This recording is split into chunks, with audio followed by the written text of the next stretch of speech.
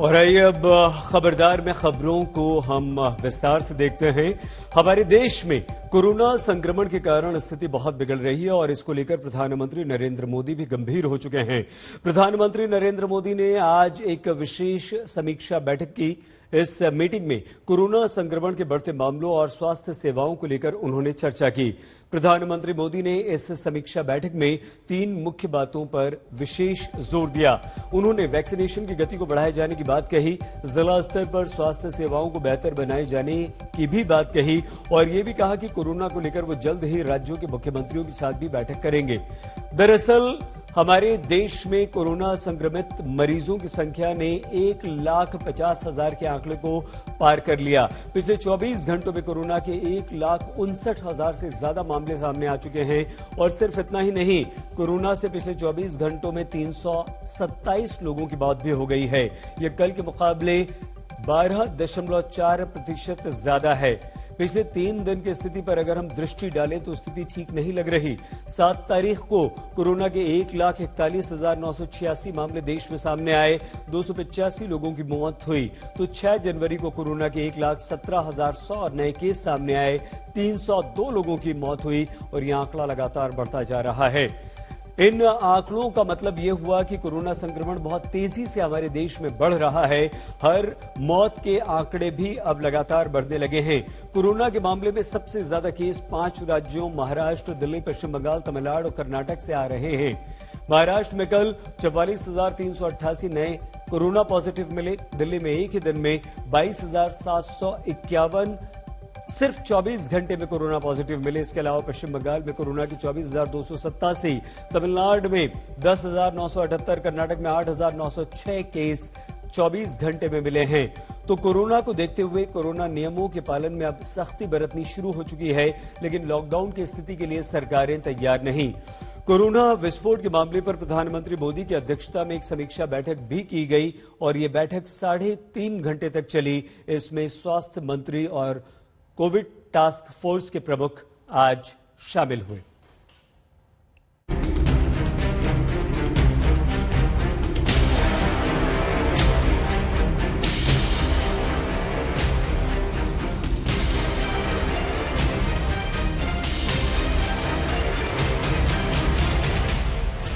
देश में कोरोना का विस्फोट हो चुका है। ये बात हमें व्यक्तिगत रूप से स्वीकार करनी चाहिए, क्योंकि हालात ये हैं कि प्रतिदिन कोरोना के आने वाले मामले 1.5 लाख का आंकड़ा पार कर चुके हैं। कोरोना के नए विस्फोट की गंभीरता समझते हुए प्रधानमंत्री की अध्यक्षता में एक समीक्षा बैठक भी हुई, जिसमें कई मुद्दों पर चर्चा हुई। जिस तेजी से कोरोना के मामले बढ़े हैं, हालात आने वाले समय में और ज्यादा खराब हो सकते हैं, क्योंकि यही स्थिति रही तो भारत, ब्रिटेन, अमेरिका और दुनिया भर के ऐसे मुल्कों की तरह बन जाएगा जहां हालात खराब हो रहे हैं। साउथ अफ्रीका का जब हमने प्रारंभ में आकलन किया था, जब भारत का डेटा हमारे पास उपलब्ध नहीं था, तो हम ये मान के चले थे कि जिस प्रकार साउथ अफ्रीका में हुआ वैसे ही भारत में होगा और उसके अनुसार कुछ प्रोजेक्शन किए थे। लेकिन इंडिया के ट्रेंड देख के बड़ा स्पष्ट है कि साउथ अफ्रीका जैसा हमारे यहाँ नहीं हो रहा है। साउथ अफ्रीका से कहीं अधिक ये इन्फेक्शन फैल रहा है। कोरोना संक्रमण की चपेट में केवल आम लोग ही नहीं, राजनेता और न्यायाधीश भी आ रहे हैं। कोरोना संक्रमण संसद की दहलीज तक पहुंच गया है। बजट सत्र से पहले संसद के 400 से ज्यादा लोग कोरोना पॉजिटिव पाए गए। ये जांच 6 से 7 जनवरी को संसद के अंदर बड़े पैमाने पर की गई थी। इन लोगों में संसद में काम करने वाला स्टाफ और सुरक्षा कर्मचारी शामिल हैं।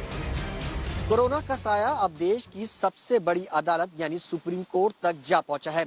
सुप्रीम कोर्ट के मौजूदा 4 जज कोरोना संक्रमित पाए गए हैं। इसके अलावा रजिस्ट्री विभाग के तकरीबन 150 कर्मचारी भी कोरोना संक्रमण पाया गया है। यही नहीं, इसके अलावा संसद में तकरीबन 400 कर्मचारी और सुरक्षा कर्मी भी कोरोना पॉजिटिव हो चुके हैं, जो लगातार सरकार के लिए एक चिंता का विषय बन गया है। कोरोना प्रोटोकॉल की सख्ती के बावजूद कोरोना संक्रमण की रफ्तार थम नहीं रही। तीसरी लहर की चपेट में अब सुप्रीम कोर्ट के जज भी आ गए। सुप्रीम कोर्ट के 4 जज कोविड पॉजिटिव पाए गए। शनिवार को 2 और जज कोरोना पॉजिटिव हो गए थे। गुरुवार को भी 2 जज कोरोना पॉजिटिव पाए गए थे। सुप्रीम कोर्ट के करीब 150 कर्मचारी कोरोना की चपेट में। खतरे को देखते हुए जज अब सरकारी आवाज पर ही सुनवाई करेंगे। देश में कोरोना संक्रमण का पॉजिटिविटी रेट 10.21% हो गया है। एक्सपर्ट्स के मुताबिक 8% के ऊपर पॉजिटिविटी रेट गंभीर माना जाता है। देखिए, इसको कहते हैं कि नंबर्स गेम की बात है ये। तो जिस हिसाब से केसेस आज देश में बढ़ रहे हैं और जो एक्सपीरियंस बाहर के देशों में रहा, उससे ऐसा लग रहा है कि बहुत तेजी से हिंदुस्तान में भी केसेस बहुत तेजी से बढ़ेंगे। और उसके लिए इस चीज को हम ओवर एम्फसाइज कर रहे हैं, लेकिन फिर भी जरूरी है कि एहतियात बरतनी सबसे ज्यादा इम्पोर्टेंट है। और उसमें मास्क और डिस्टेंसिंग ये इम्पोर्टेंट है, और पर्सनल हाइजीन हर लेवल पे हम लोगों को बरतनी चाहिए। कोरोना संक्रमण के मामले में देश में 2 राज्य सबसे बुरी तरह प्रभावित हैं। उसमें से एक है महाराष्ट्र, जहां आज 40,000 से ज्यादा मामले आए, और दूसरा है देश की राजधानी दिल्ली। राजधानी दिल्ली में पिछले 24 घंटे में 20,180 नए मामले सामने आए हैं। 7 लोगों की मौत हुई है। संक्रमण दर 19.6% दर्ज की गई है। हालांकि अस्पतालों में 1,586 मरीज भर्ती हुए हैं। यहाँ आपको ये जानना भी जरूरी है कि 20 दिसंबर को दिल्ली में कोरोना के महज 91 केस थे, और महज 20 दिनों में कोरोना संक्रमित मरीजों की तादाद 20,000 को पार कर गई है। दिल्ली के लिए ये आंकड़े डराने वाले हैं। पिछली लहर की त्राही एक बार फिर दिल्ली के मुहाने पर आकर खड़ी हो गई। हालांकि मुख्यमंत्री अरविंद केजरीवाल ऐसी किसी भी गंभीर स्थिति से इनकार करते हैं। कोरोना की इतनी बड़ी, इतनी खतरनाक लहर थी जो अप्रैल वाली थी, उसको हमने पार पा लिया, तो इस लहर को भी हम लोग पार पा लेंगे। चिंता करने की जरूरत नहीं है, लेकिन जिम्मेदारी के साथ काम करने की जरूरत है। और जिन जिन लोगों ने वैक्सीन नहीं लगवाया, प्लीज जाके वैक्सीन जरूर लगवा लीजिए। वैक्सीन लगाने से मतलब ये नहीं है कि कोरोना नहीं होगा, लेकिन कोरोना अगर हुआ तो आपको कम माइल्ड कोरोना होगा, आपकी जान को खतरा नहीं होगा, आपको अस्पताल हो सकता है जाने की जरूरत ना। केजरीवाल वैसे तो लोगों को यकीन दिला रहे हैं कि दिल्ली की हालत दूसरी लहर के दौरान वाली नहीं होने जा रही, लेकिन दिल्ली को कोरोना के बुरे हालात से बचाने के लिए वीकेंड कर्फ्यू लगाया गया था। आज इस कर्फ्यू का दूसरा दिन था। वीकेंड कर्फ्यू लगने के बाद लोगों को डर है कि लॉकडाउन न लग जाए। इसको लेकर पिछले कुछ दिनों से रेलवे और बस स्टेशनों पर प्रवासी मजदूरों के घर लौटने की कवायद चल रही है। दिल्ली में वीकेंड लॉकडाउन का आज पहला दिन है और कोविड के केसेस लगातार बढ़ते जा रहे हैं। ये दोनों ही बातें कई लोगों को परेशान कर रही हैं। उनको लगता है कि आने वाले दिनों में लॉकडाउन लग सकता है, और ये डर उन्हें ले आया है रेलवे स्टेशन तक। अपना झोला बस्ता इन्होंने बांध लिया है और वापस जा रहे हैं अपनी घरों की तरफ। क्या नाम है आपका? मोहम्मद कादिर हुसैन। कहाँ से हुआ? झारखंड से हूँ मैं सर। झारखंड से जी। वापस जा रहे हो? जा रहे हैं, क्या करें, लॉकडाउन लग गया भाईजान। हम लोग फुटपाथ में काम करते हैं, वो भी सारे बंद कर दिए हैं। हमारी की क्या कर सकते हैं, अभी घर जाना है, घर पे जाके कुछ तो वहाँ रोटी तो मिल जाएगी, यहाँ तो मिलेगी नहीं। प्रवासी मजदूरों में भले ही लॉकडाउन का डर हो, लेकिन अरविंद केजरीवाल फिलहाल लॉकडाउन लगाने की बात से इनकार कर रहे हैं। कई लोग मेरे से प्रश्न पूछ रहे हैं, लॉकडाउन लगेगा? हम लॉकडाउन नहीं लगाना चाहते। लॉकडाउन नहीं लगेगा अगर आप मास्क पहनोगे तो। मास्क पहन के घर से बाहर निकलो, मास्क पहन के चारों तरफ घूमो। अगर जरूरत ना पड़े तो घर से बाहर ना ही निकलो अभी थोड़े दिन, कोई जरूरी नहीं है। कोशिश हमारी है कि कम से कम रिस्ट्रिक्शंस हम लोग लगाएं। आपको याद होगा कि पिछले साल 20 अप्रैल को कोरोना जब अपने पीक की ओर बढ़ रहा था, जब दिल्ली में 28,295 केस आए थे, तब दिल्ली में संपूर्ण लॉकडाउन लगा दिया गया था। महाराष्ट्र की भी स्थिति खराब है। मुंबई के सीबीआई कार्यालय में 68 कोरोना पॉजिटिव मरीज मिले। मुंबई क्रिकेट एसोसिएशन के दफ्तर में भी कोरोना संक्रमित मिलने से हड़कंप है। महाराष्ट्र में मंत्रियों और विधायकों के अलावा कई सेलिब्रिटी और डॉक्टर भी कोरोना संक्रमण की चपेट में आ गए। मुंबई में नए साल में प्रतिदिन मिलने वाले कोरोना संक्रमित मरीजों की संख्या काफी तेजी से बढ़ी। 4 जनवरी को 10,860 नए केस आए थे। 5 जनवरी को 15,166 हुए। 6 जनवरी को आंकड़ा 20,181 पहुंचा। 7 जनवरी को 20,971 कोरोना केस मिले। 8 जनवरी को 20,381 कोरोना केस आए। महाराष्ट्र सरकार ने अब रिस्ट्रिक्शंस की लंबी चौड़ी लिस्ट जारी कर दी है। पार्क्स, जू, म्यूजियम, फोर्ट सब बंद। Gym, swimming pool, beauty salon, spa सब बंद। स्कूल्स, कॉलेजेस 15 फरवरी तक बंद। रेस्टोरेंट 50% कैपेसिटी पे चलेंगे। मॉल्स 50% कैपेसिटी पे चलेंगे। रात के 11 बजे से सुबह 5 बजे तक नाइट कर्फ्यू। सुबह के 5 बजे से रात के 11 बजे तक 5 से ज्यादा लोग मूवमेंट नहीं कर सकते हैं। ये और भी ज्यादा रिस्ट्रिक्शंस हैं जो महाराष्ट्र सरकार ने अब राज्य भर में लगा दी हैं। ये सिर्फ इसलिए क्योंकि मुंबई में और महाराष्ट्र में कोविड की स्थिति अब और ज्यादा बिगड़ती जा रही है। मुंबई में अब हर रोज 20,000 से ज्यादा कोविड के मामले सामने आ रहे हैं। 8 जनवरी को महाराष्ट्र में 41,434 केस आए। मुंबई कोरोना की पिछली 2 लहरों में सबसे ज्यादा खराब स्थिति से गुजर चुकी है। ऐसे में तीसरी लहर को लेकर भी लोगों में दहशत है। दिल्ली से श्रुतिका, सुशांत मेहरा और मुंबई से पंकज उपाध्याय के साथ आज तक ब्यूरो। इस समय देश भर के लोग यानी कि आप सब ये सोच रहे होंगे कि कोरोना की तीसरी लहर का संकट कितनी तेजी से गुजरेगा भी। दुनिया में और भारत में अब तक कोरोना संक्रमण की जो लहरें आई हैं उनका अध्ययन इंडिया टुडे की डेटा इंटेलिजेंस यूनिट यानी कि DIU ने किया है। पहले भारत की बात करें तो 3 सितंबर 2020 से 2 अक्टूबर 2020 के बीच रोजाना औसतन 87,485 केस आ रहे थे। अप्रैल यानी कि 23 अप्रैल से 22 मई 2021 के बीच हर रोज औसतन 3,45,278 केस आ रहे थे और 21 दिसंबर 2021 से 4 जनवरी 2020 के बीच औसतन हर दिन 17,746 केस आए। पिछले 4 दिन में जो तेजी कोरोना में देखी गई है उससे देखकर यह कहा जा सकता है कि आने वाले दिनों में यह ग्राफ बहुत तेजी से ऊपर उठेगा। इस तस्वीर को दुनिया के संदर्भ में अगर हम देखें तो हमें ओमिक्रॉन की लहर की शक्ति का अंदाजा होगा, क्योंकि हमारे देश भारत में तो अभी तीसरी लहर की सिर्फ शुरुआत हुई है। 22 दिसंबर 2020 से 22 जनवरी 2021 के बीच दुनिया में औसतन हर दिन 6,51,000 केस आ रहे थे।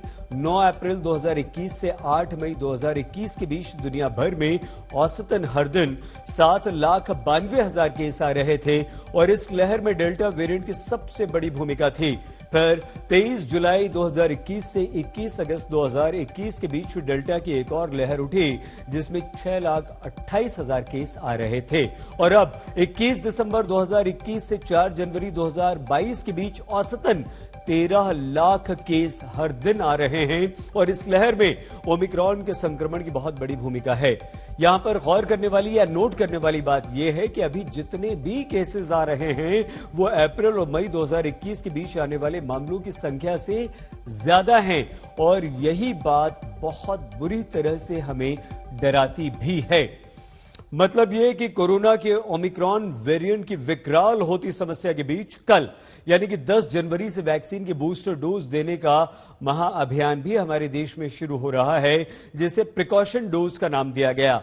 लेकिन यह सब कुछ कैसे होगा, किस तरह से होगा, इसके लिए अप्लाई करने का ढंग क्या होगा, अगर किसी ने कोविन ऐप पर रजिस्ट्रेशन नहीं करवाया तो क्या वो बूस्टर डोज ले सकेगा? इन सारी बातों को लेकर आप सभी के मन में बहुत सारे प्रश्न हैं, बहुत सारी शंकाएं हैं, जिन्हें आज हम दूर करने का प्रयास इस रिपोर्ट में करेंगे। ओमिक्रॉन वेरिएंट के बढ़ते संक्रमण को देखते हुए वैक्सीन की बूस्टर डोज देने की तैयारी हो गई है।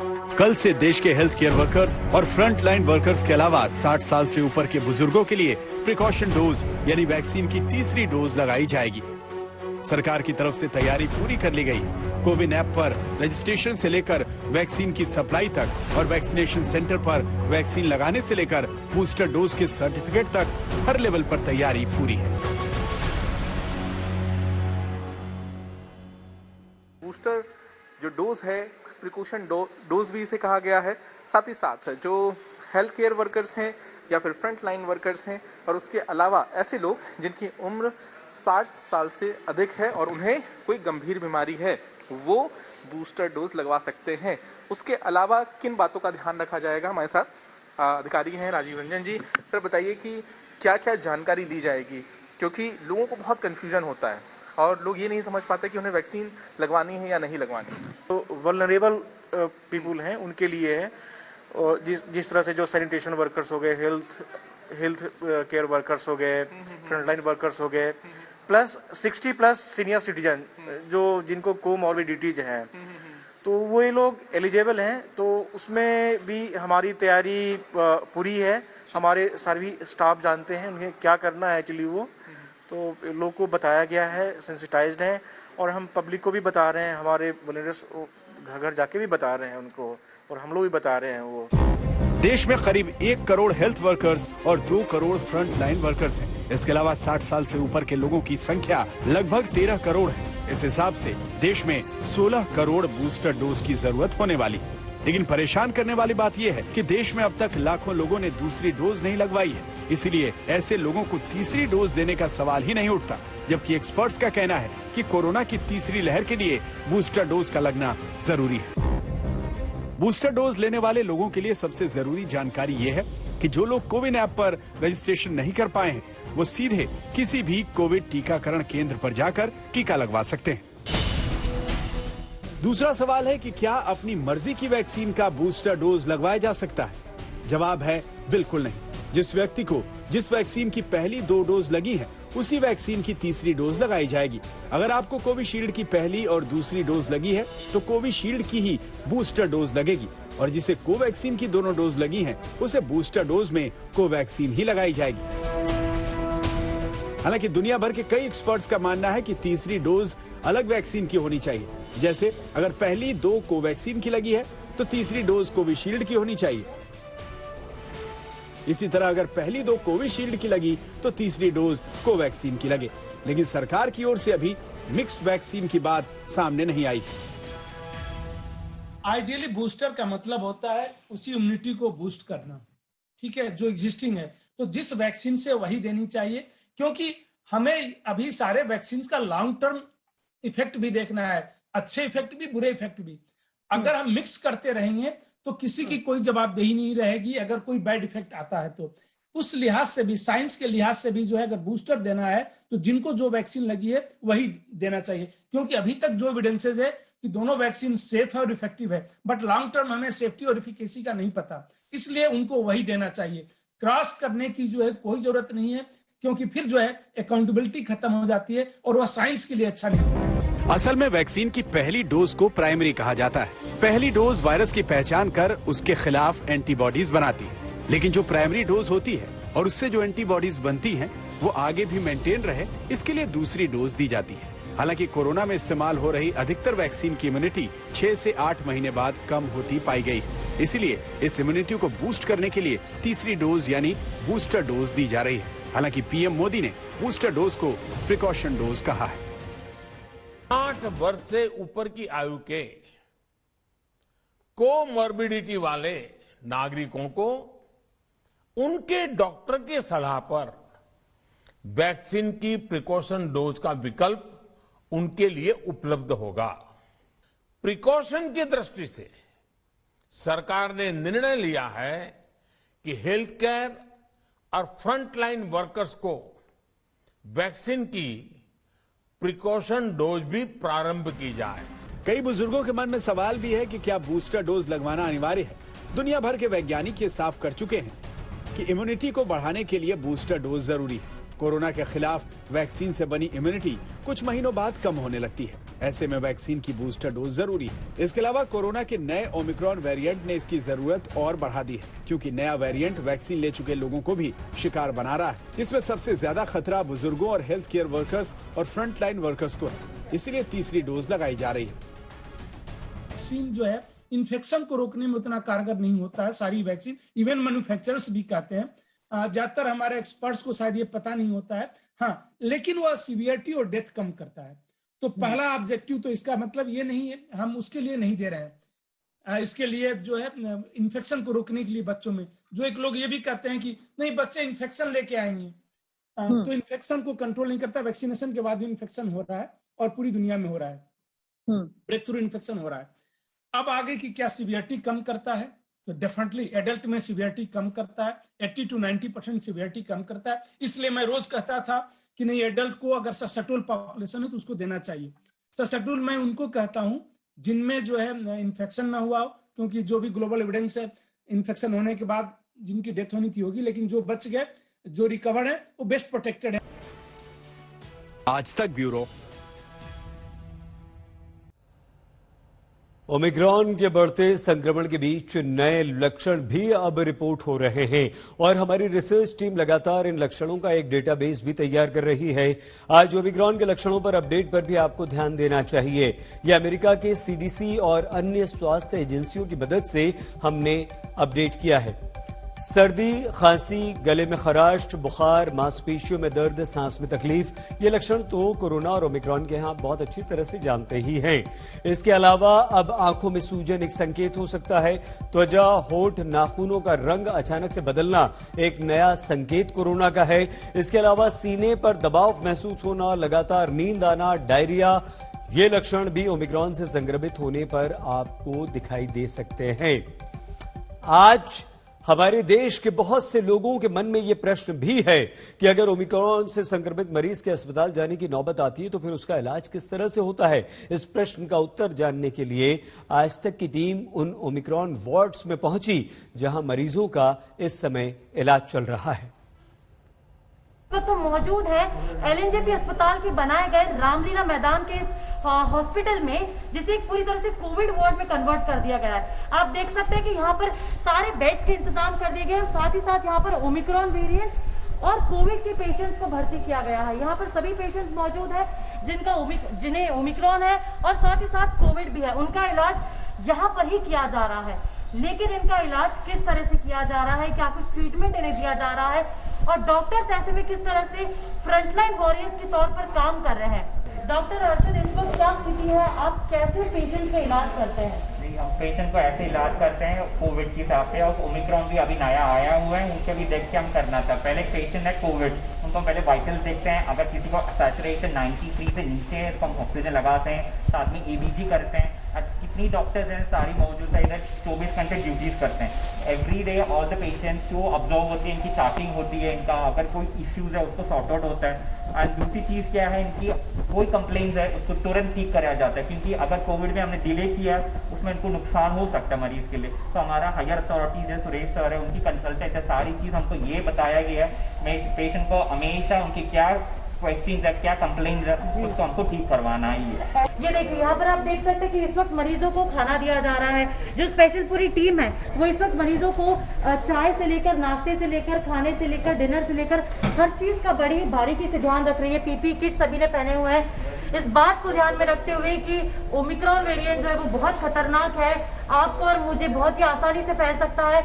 ओमिक्रॉन वेरिएंट संक्रमित मरीजों का किस तरह से ध्यान रखते हैं आप? मैम, यहाँ पर जो पेशेंट आते हैं एलएनजेपी कैजुअलिटी से ट्रांसफर होकर आते हैं, यहाँ पर आने के बाद सबसे पहले हम ये डॉक्टर्स लोग उनके वाइटल्स चेक करते हैं। उसके बाद उनकी कंडीशन देखते हैं, उनकी इन्फेक्शन है या क्या चीज़ें हैं, उसके हिसाब से उनकी दवाइयाँ चलती हैं। ठीक होने के बाद उनको यहीं पर आइसोलेट किया जाता है और कंप्लीट ट्रीटमेंट के बाद ही उनका डिस्चार्ज किया जाता है। अच्छा, उनका दिन रात हम देख सकते हैं यहाँ पर खाना भी दिया जा रहा है। कैसे ध्यान रखा जाता है इन पेशेंट्स का, क्योंकि परिवार वाले तो अंदर आ नहीं सकते, आप खुद इनका एक परिवार बनकर इनका ध्यान रखते हैं?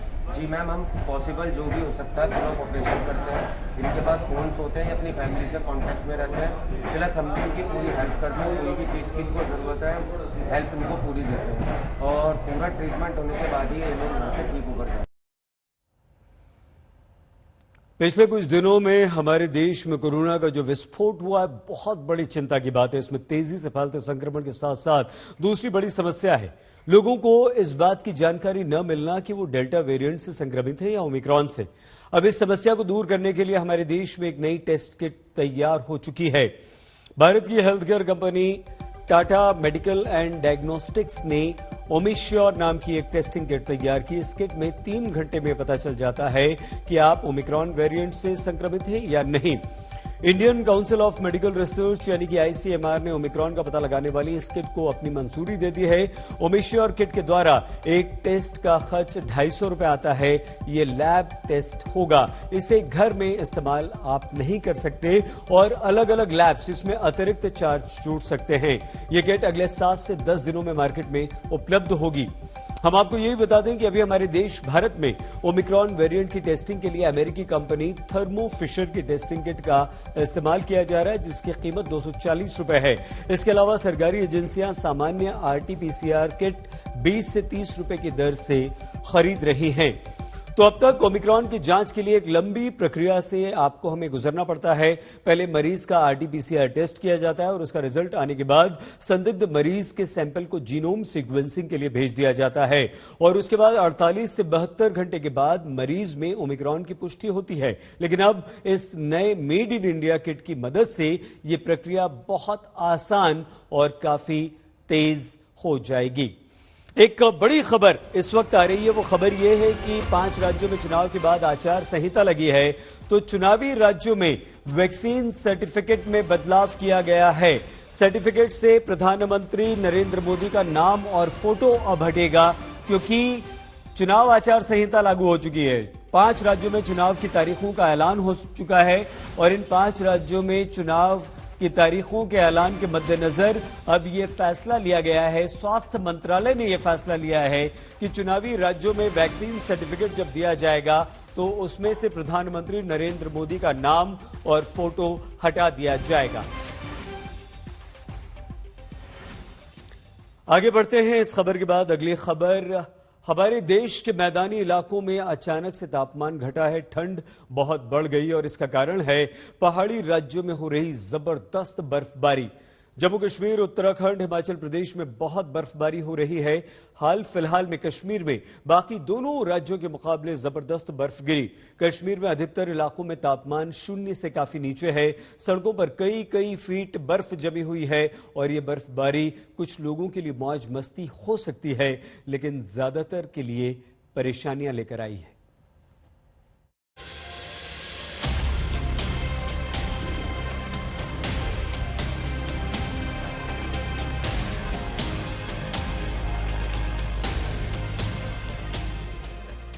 मैदानी इलाकों में बादल और बारिश ने सूरज नहीं निकलने दिया और पहाड़ों पर बर्फबारी पारे को नीचे और नीचे लेती जा रही है। कश्मीर में मौसम का सबसे ठंडा दौर शुरू हो गया है। तापमान कई दिनों से 0 से नीचे है। रह रहकर आसमान से बर्फ गिर रही है। जमीन पर बर्फ की मोटी चादर बिछी हुई है। कश्मीर में बर्फबारी का आलम श्रीनगर की ये तस्वीर बयां कर रही है। सड़क पर बर्फ से लदी हुई गाड़ियां चलती हुई देखकर आप भी बर्फबारी की स्थिति समझ सकते हैं। गाड़ियों की छत, बोनट, विंडस्क्रीन पूरी तरह से बर्फ से ढकी हुई। लोग वाइपर चलाकर सामने के शीशे को बमुश्किल साफ कर पा रहे हैं और रास्ता देख पा रहे हैं।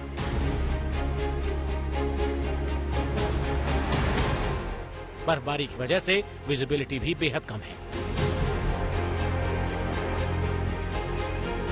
ये बर्फबारी है ना, ये एक बहुत अच्छा चीज है सेहत के लिए, क्योंकि तमाम बीमारी खत्म हो जाएगी और खुशबू जो चेस्ट प्रॉब्लम हो उसमें भी फर्क हो जाएगा और कोरोना में भी फर्क हो जाएगा, क्योंकि ये अल्लाह ताला की तरफ से बहुत अच्छा है।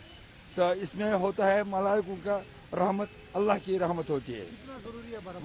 ये बहुत जरूरी है, खास कर कश्मीर के लिए, जैन के लिए। ये जो कश्मीर है ना, इसके लिए बहुत अच्छा है।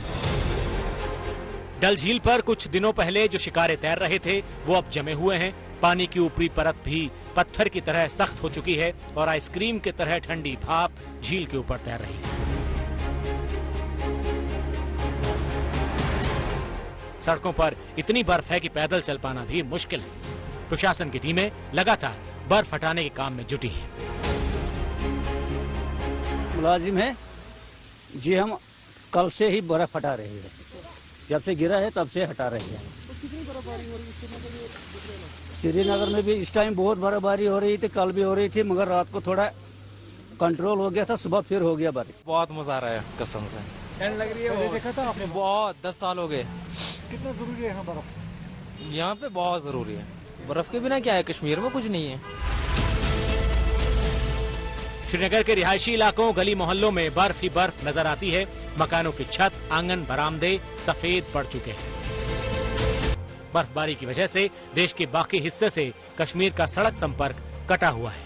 कई जगहों पर बर्फ जमा होने की वजह से जम्मू श्रीनगर नेशनल हाईवे पर आवाजाही ठप है। श्रीनगर एयरपोर्ट पर भी शुक्रवार और शनिवार को विजिबिलिटी बेहद कम रही। एयरपोर्ट से आज उड़ानें दोबारा शुरू हो गयीं, लेकिन कल 40 फ्लाइट रद्द करनी पड़ी थी। शुक्रवार शाम से ही पूरे कश्मीर में तेज बर्फबारी हो रही है। अगर ये कहें कि कश्मीर पूरे देश और दुनिया से कटा हुआ है, तो कहना गलत नहीं होगा। दरअसल जम्मू श्रीनगर राष्ट्रीय राजमार्ग के साथ कश्मीर को देश और दुनिया के साथ जोड़ने वाली सभी राजमार्ग जो हैं इस बर्फबारी के चलते यातायात के लिए बंद हैं। जम्मू श्रीनगर नेशनल हाईवे पर जमी बर्फ हटाने का काम चल रहा है। श्रीनगर के ग्रामीण इलाकों और पहाड़ों के बीच से गुजरती सड़कें बेहद खतरनाक हो चली हैं। यहाँ न कोई बर्फ हटाने वाला है न रास्ता दिखाने वाला। ये ट्रक भी ऐसे ही एक खतरे में जा फंसा। बनिहाल में हाईवे पर काफी ऊंचाई तक बर्फ जमा थी। इसे पार करने की कोशिश में ट्रक ड्राइवर बीचों बीच फंस गया। जेसीबी मशीन के जरिए धक्का लगाकर ट्रक को बर्फ से बाहर निकाला गया। सर्दी का ये दौर कश्मीर में चिल्लई कलां के नाम से जाना जाता है। ये दौर 21 दिसंबर से 31 जनवरी के बीच होता है। अपनी पहचान के मुताबिक इस बार भी चिल्लई कलां पूरे शबाब पर है। फिलहाल गुलमर्ग में 32 सेंटीमीटर बर्फबारी दर्ज हुई, जबकि न्यूनतम तापमान -4.6 डिग्री है। पहलगाम में 6.4 सेंटीमीटर बर्फबारी हुई, जबकि न्यूनतम तापमान -0.2 डिग्री है। कुपवाड़ा में 6.4 सेंटीमीटर बर्फबारी हुई, वहीं न्यूनतम तापमान 0 डिग्री है। कांजीगुंड में 20 सेंटीमीटर बर्फबारी दर्ज हुई है, तापमान 0 डिग्री है। वहीं करगिल के द्रास में न्यूनतम तापमान -7.1 डिग्री दर्ज किया गया है। अगर कश्मीर में मौसम की बात करें, फिलहाल बर्फबारी तो रुक गई है, लेकिन हर तरफ सफेद चादर जो है बर्फ की वो बिछी हुई है और उससे जो है अब तापमान में लगातार गिरावट आ रही है। अगर हम बात करें श्रीनगर की, तो यहाँ पर अब आने वाले दिनों में सर्दी का सितम देखने को मिलेगा। यहाँ तक कि रात का तापमान -7 से -8 डिग्री तक लुढ़कने की आशंकाएं जताई जा रही हैं और साथ ही साथ दिन के तापमान में भी अब कमी आएगी, जो 0 से 1 डिग्री के आसपास आने वाले 3 दिनों तक कश्मीर में रहेगा। इस बर्फबारी के मौसम में भी आई इस तस्वीर ने दिल को छू लिया। जमीन पर कई फुट बर्फ है, आसमान से बर्फ की धुआंधार बौछार है। कंधे पर एक खाटनुमा ढांचे को उठाए सेना के जवान ऐसे मुश्किल हालात में लगातार चले जा रहे हैं। ये जवान कश्मीर के शोपियां में बर्फबारी के बीच एक गर्भवती महिला को अस्पताल ले जा रहे हैं। शहर से दूर इलाके में एक महिला को प्रसव पीड़ा हुई तो परिवार वालों ने मुसीबत में सेना के जवानों से मदद मांगी। सेना के जवानों ने मुश्किल हालात में भी गर्भवती महिला को कंधों पर उठाकर अस्पताल पहुंचाया, जहां उसने खूबसूरत बच्चे को जन्म दिया। मां और बच्चा दोनों स्वस्थ हैं। परिवार वाले सेना के जवानों को शुक्रिया कह रहे हैं।